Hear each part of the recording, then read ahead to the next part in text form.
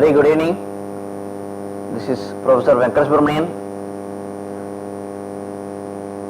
We are going to discuss the C# and .NET technologies as a continuation to my prior lecture. Today we are going to discuss few things on arrays, jagged arrays, then array of objects, and then we will be having a scenario based discussion on how to implement the object oriented programming concepts as well as interfaces, right?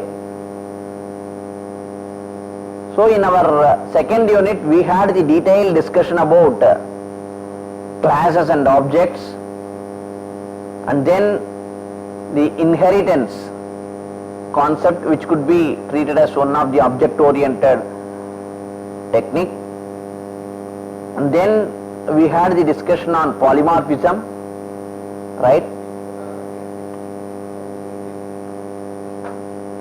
And then we have started discussing about something called as interfaces. In our interfaces we have seen how to define an interface, and then how we can extend it, then how we can implement it, how to accommodate something called as interfaces and inheritance in it, right? And then we have seen how to implement the interfaces in an explicit way. That also we have seen, right? So we are proceeding into something called as arrays. We may be familiar with this concept called as arrays from our C, C++, Java as well as .NET languages, right? We may be familiar with the term called as an array. Why this array is required? Array is going to be a homogeneous collection of data items, right? Here, whenever we have the requirement, something like we want to group the set of homogeneous data item, then we can proceed with something called as arrays. So what is the general syntax for an array?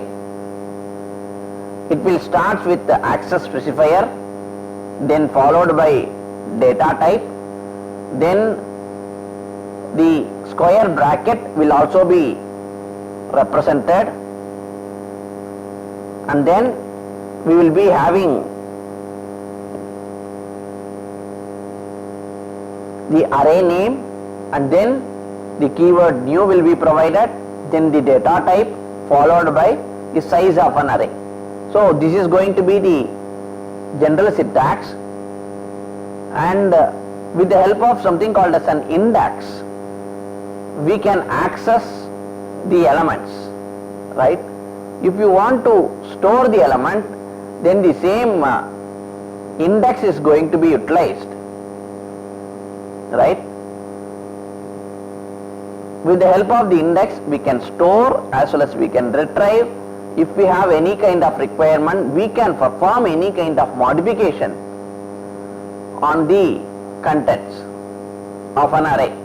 All these activities could be done with the help of something called as an index.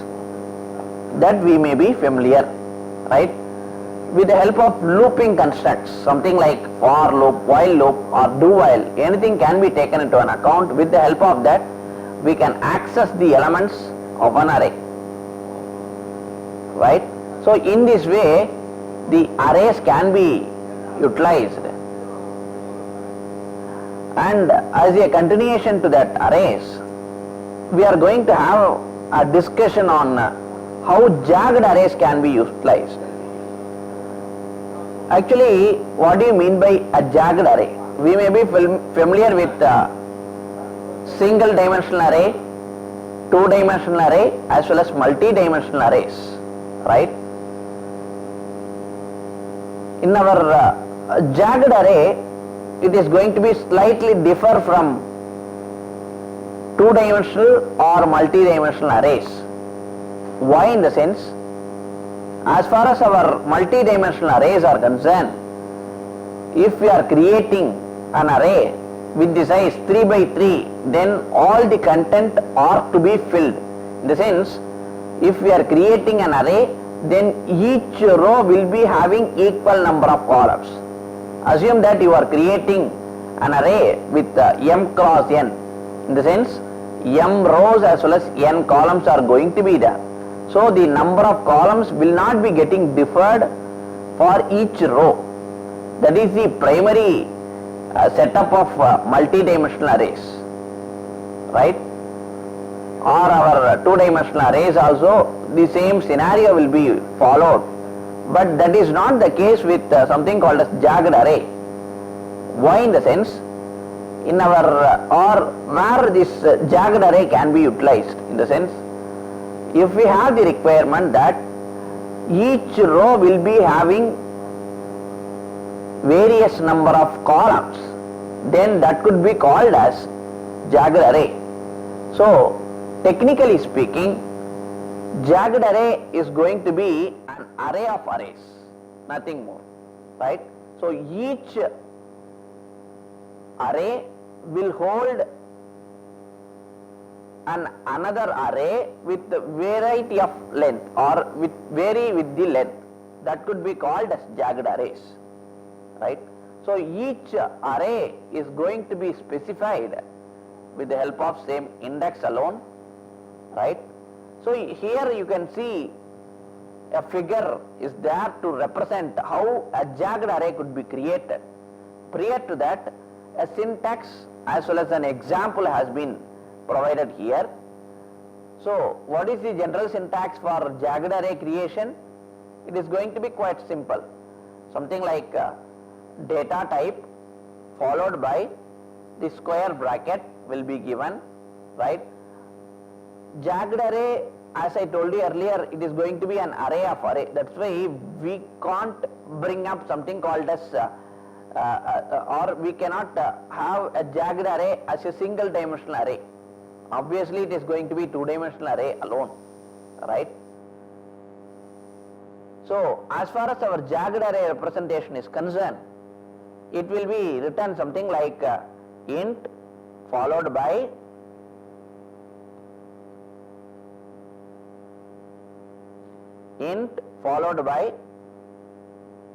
this square bracket, two square brackets will be there, and then the array name will be given, then the equal symbol should be written, then the keyword new, then the data type, followed by the first array alone has to be filled up with the size.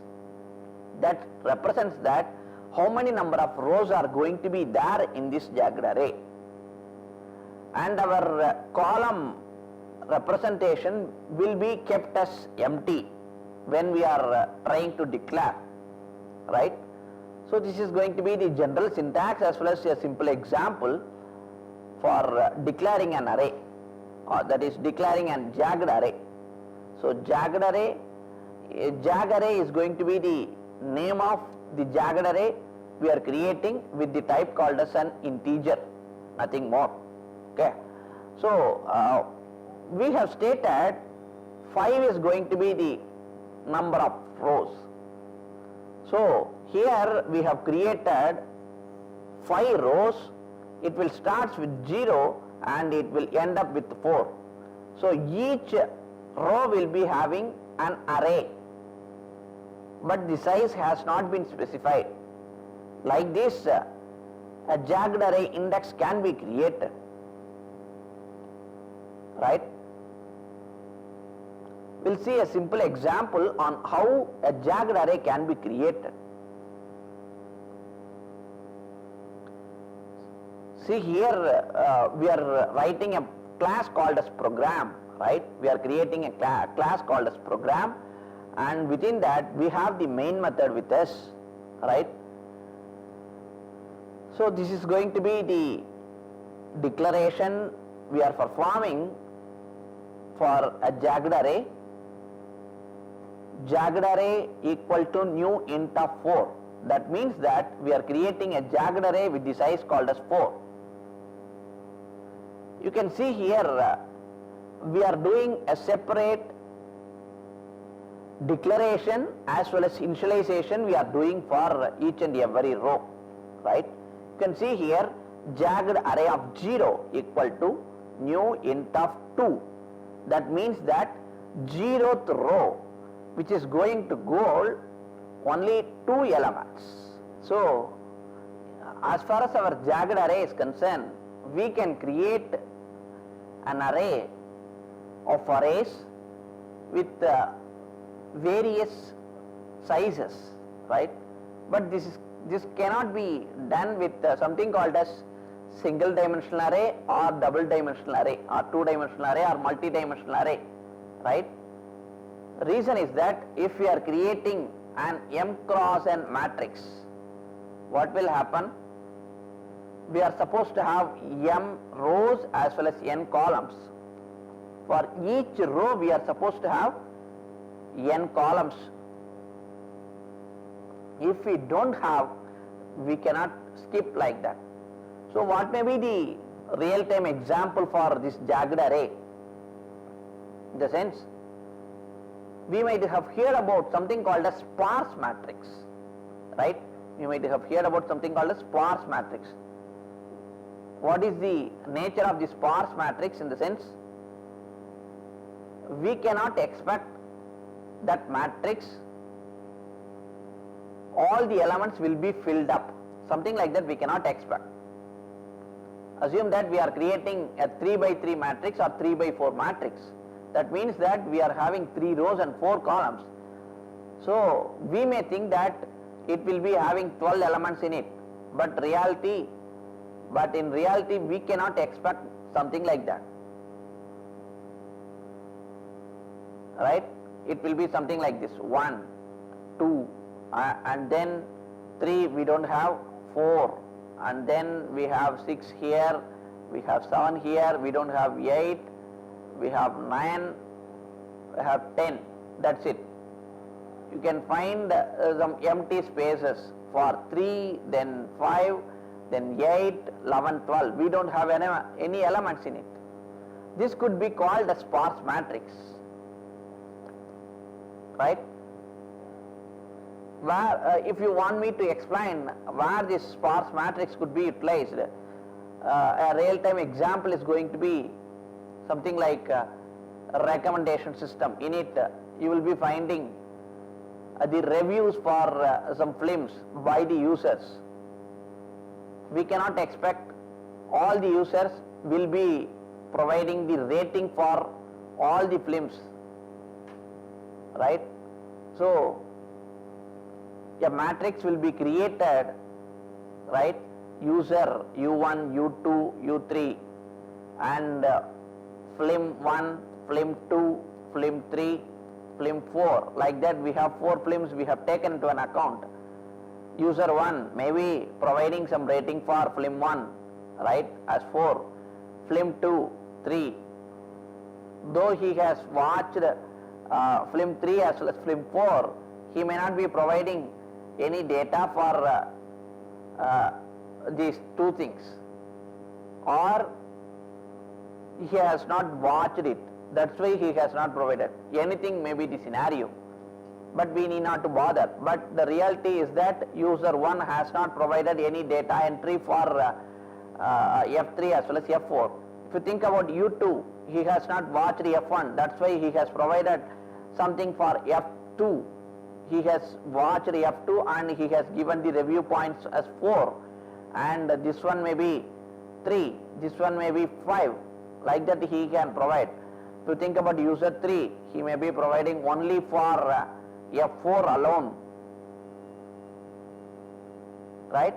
So like this, we have the possibility for that, right? So like this he can do. This could be called a sparse matrix. Here the length of the number of columns for each row is getting varied. Whenever we have the requirement something like this, we can very well adapt something called as jagged array. See here we have declared.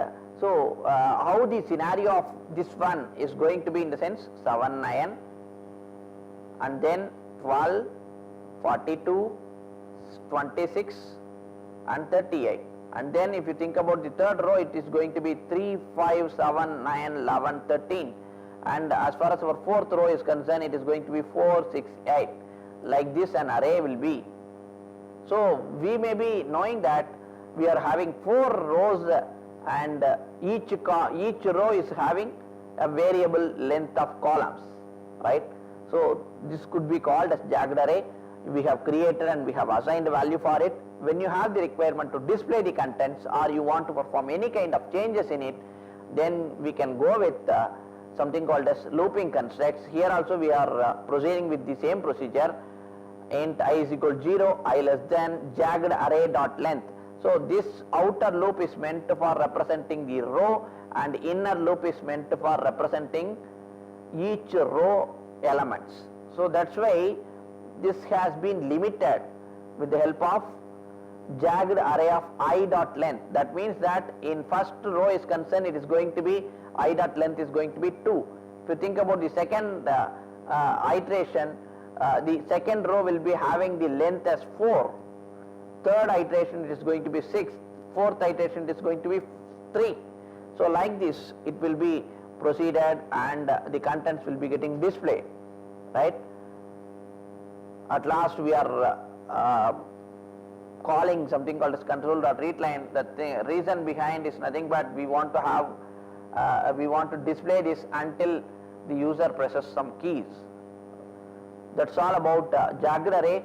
Since we are familiar with arrays, I have not given much detailed description on how to create an array as well as how to access it, how to display it and all. I have not explained with the help of a specific example. Instead I have proceeded further with something called as jagged array.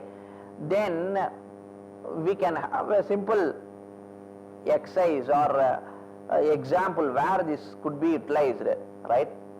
Something like you can create a C program, C# program to store and display the student's name of a class using jagged arrays.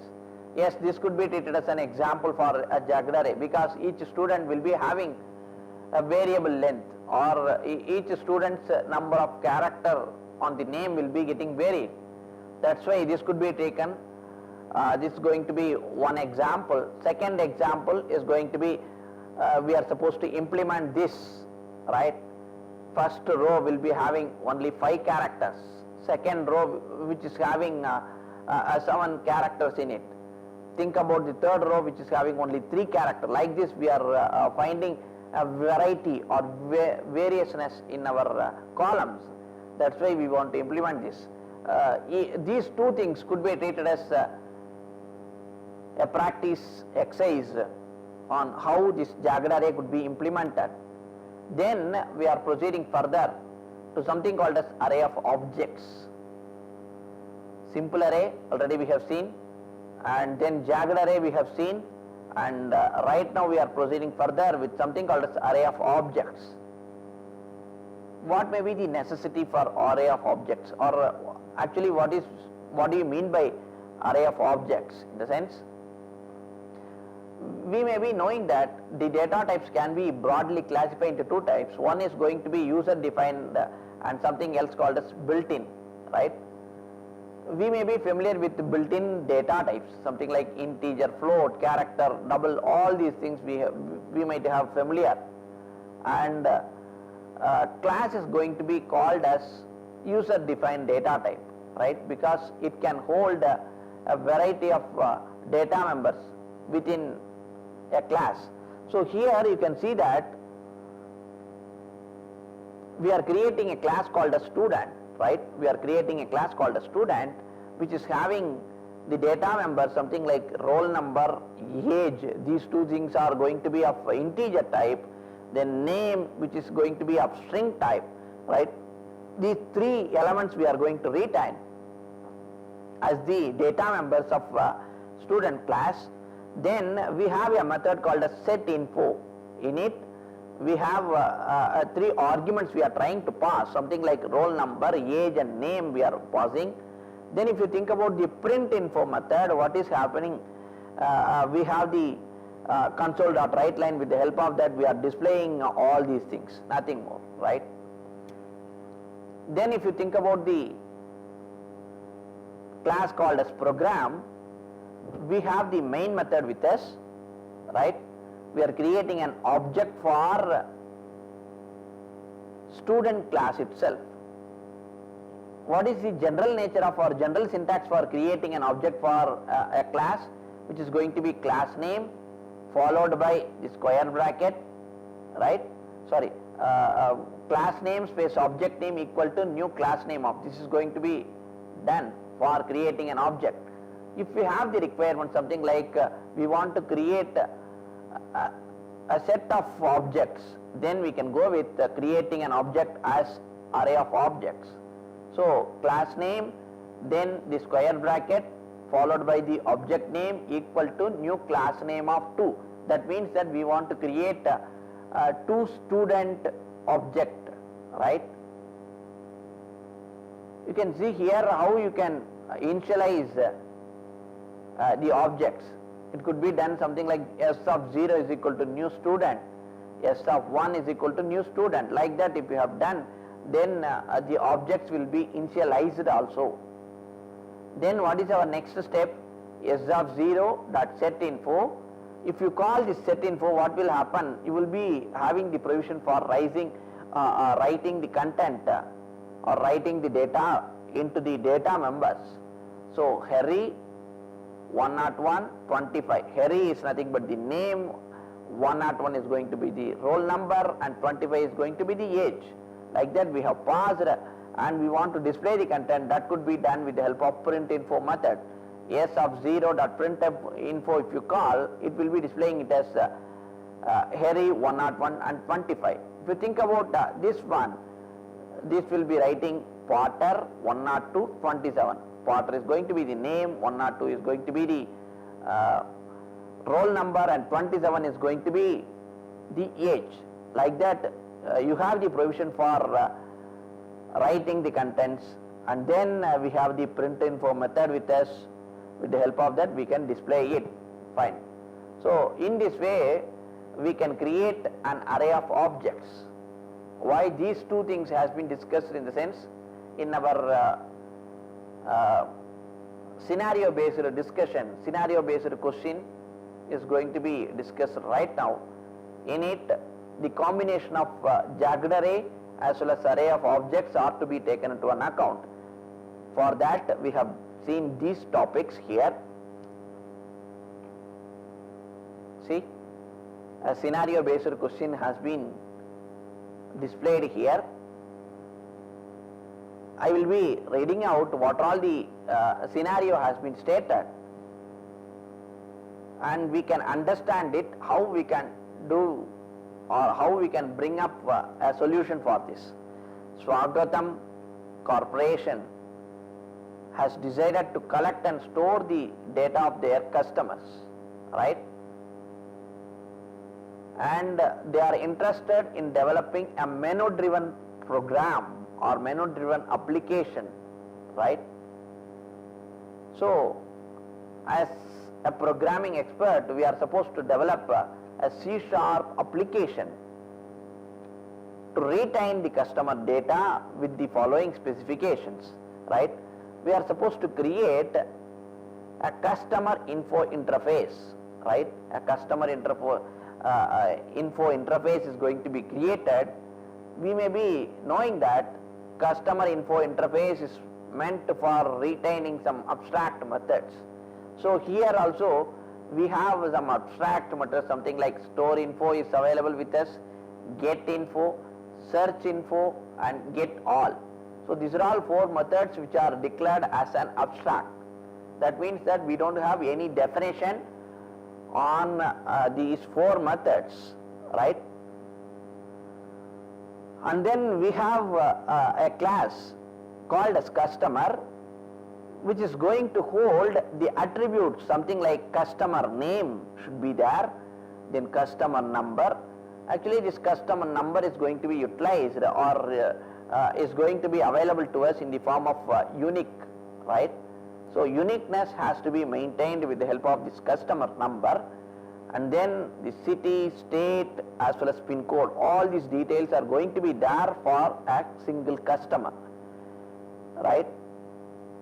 And then we need to create another class, right, called as customer management, which will be inheriting this class called as customer, as well as which needs to implement this interface called as iCustomerInfo, right? So both inheritance in terms of classes as well as interfaces are going to be done here.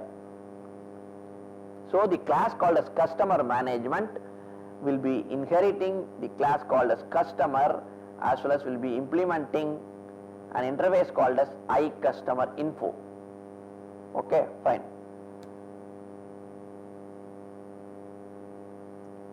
Here we are going to create an array of objects, right? An array of objects are to be created for the class called as customer, so that each customer data can be retained somewhere, right? So we are going to create some arrays.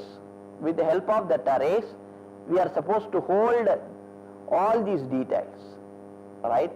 So store info, get info, search info, as well as get all. These are all some abstract methods which we have provided now.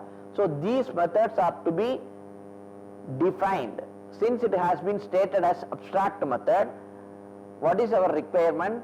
We are supposed to write the definition for all these methods.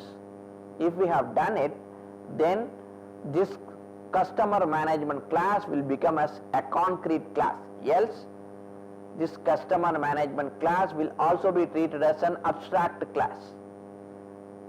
This is going to be a basic factor. This may be known to us, right? Then with the help of the store info, we are going to store the contents, right? We are going to obtain the details for customer name, customer number, city, state as well as PIN code. Once we have obtained, these data are to be stored into somewhere called as an array, right? So we are supposed to create an array of objects so that all this data can be stored, and with the help of store info method we are going to store it, right? The number of customers can vary, right? Then the search info method is going to be there, which will be accepting the customer number as an argument to this, right? Based on this customer number, it needs to search for the existence of that particular customer in the array, right? If it is available, then rest of the elements are to be displayed. Rest of the elements in the sense the customer name, city, state and PIN code are to be displayed, right? Then get info is meant for obtaining a particular user's information, right? And get all, if you call this, then what has to be done? It needs to retrieve all the customer details. So like this scenario will be there. Here we will be implementing or we will be making use of interface scenario, that is interface concept has been taken into an account, then classes has been created, inheritance has been applied, right? Array of objects has been created. So with the help of a single exercise itself, we are in a position to satisfy 4 constraints, or 4 approaches are getting satisfied. This is going to be a practice, right? I have stated how to do this. As a practice, you people can proceed further. I will be discussing on more question in this regard, right? So we are supposed to create a C# program for placing an order in pizza shop, right? So here we are going to create a class called as compliments, right? with the data member something like Coke 200 ml of integer type and Sprite 500 ml of integer type. These two things has been treated as the data member of complements class. Then we have a subclass called as pizza. In it, the subclass pizza is going to be the subclass of complements class, and that pizza class is having the data member something like type of the type integer array alone, right? Pizza type we are going to obtain, right? And then we have another class called as customer, which is going to hold the data members, right? Something like ID of the type integer, name of the type string, address of the type string, then amount, or everything is going to be provided within the class called as customer. Fine, right? So we are going to hold something like if you press 1, then it has to display the name of the pizza with the price, and then if you press 2, it needs to obtain the recipient customer ID, then name, address where it has to be sent, right, and the pizza quantity. All these details are to be obtained so that we can place an order.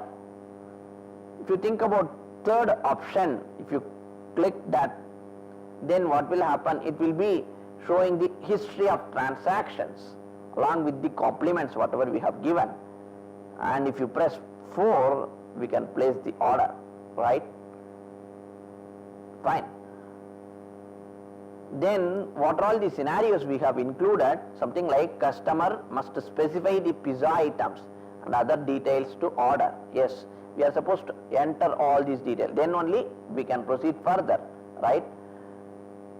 The selected pizza type should be increased in the type array. Okay, fine.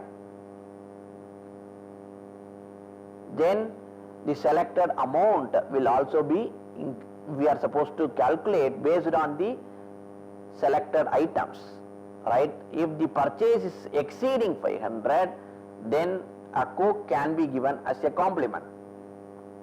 If the purchase is going to be of 1000, then 2 Cokes will be given. Like that we can come up with some kind of complements, and that could be specified, right?